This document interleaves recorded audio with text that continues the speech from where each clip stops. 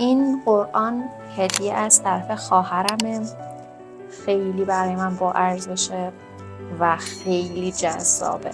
سفارشی ساخته شده است و خیلی جالبه که بدونید که داخلش چه محتوایی داره. من خودم الان براش ذوق دارم.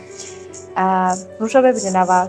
The Holy Quran Color Coded یعنی رنگی کد شده، یعنی تیکه تیکش رنگیه. ترجمهش Translation ترجمه with Arabic text با متن عربی، یعنی متن عربی داره با ترجمه انگلیسی که اون ترجمه رنگی کد شده.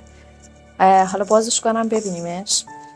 خیلی ظاهر جذاب و قشنگی داره. نگاه کنید. بسم الله الرحمن الرحیم.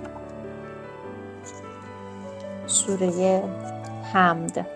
نگاه کنید همین بسم الله الرحمن الرحیم رو چقدر قشنگ نوشته با رنگ red, green, blue.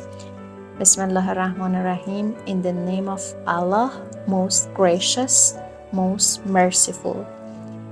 ببینید کلمه جدیدی که الان اینجا هست gracious به معنای kind، همون در واقع مترادف kind، اما وقتی که در یک وجهه polite رفتار میشه یعنی خیلی مؤدبانه است یا خیلی عمیقه، خیلی زیباست، میتونیم از gracious استفاده کنیم.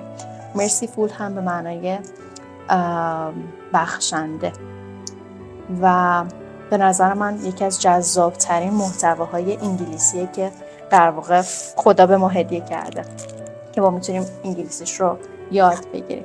حالا اگر که دوست داشتین من میتونم که تیکه هایی از آیات این قرآن کریم رو براتون توی پیج بذارم که با نوشتار انگلیسی و واژه ها و نحوه صحبت کردن انگلیسی به صورت مؤدبانه تو ترجمه آیات هم آشنا بشید. به نظر من که خیلی با ارزشه.